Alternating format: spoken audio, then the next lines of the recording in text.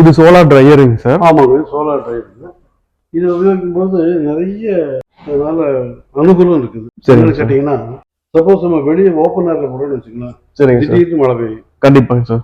நம்ம எங்கேயாவது ஒரு வேலை செஞ்சிருப்போம், அந்த நேரத்துக்கு ஆளுக்கு பக்கத்தில் இருக்காது, வர்றதுக்குள்ள மறுபடியும் நனைஞ்சு போயிடும். கண்டிப்பா. அப்போ வந்து தேங்காய் எல்லாம் பார்த்தீங்கன்னா பூசல் போகும். ஆனால் அதே சமயத்தில் இந்த மாதிரி போட்டிங்கன்னா மழையே பெஞ்சாலும் பயப்பில்லை. ரெண்டாவது வந்துட்டு சூடு பார்த்தீங்கன்னா இப்போ வெளியே இருக்கிறதுக்கு எவ்வளோ வித்தியாசம். ரொம்ப நல்லா இருக்குங்க, சூடு ஹெவியா இருக்கு. அப்புறம் இன்னொரு அனுகூலம் என்ன கேட்டீங்கன்னா, வெளியே போடும்போது இந்த பறவைகள் அதுகள் இதுகளுடைய எச்சங்கள் எல்லாம் அதில் படுது.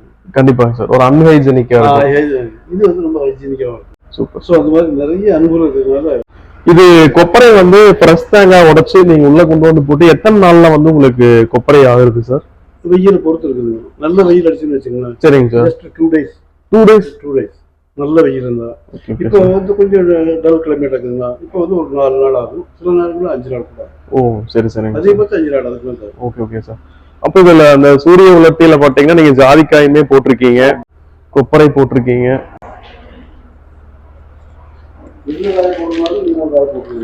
பரவாயில்லைங்க. ஒரு மல்டி பர்பஸ். Multi purpose. நல்லா கலகலன்னு இருக்கு.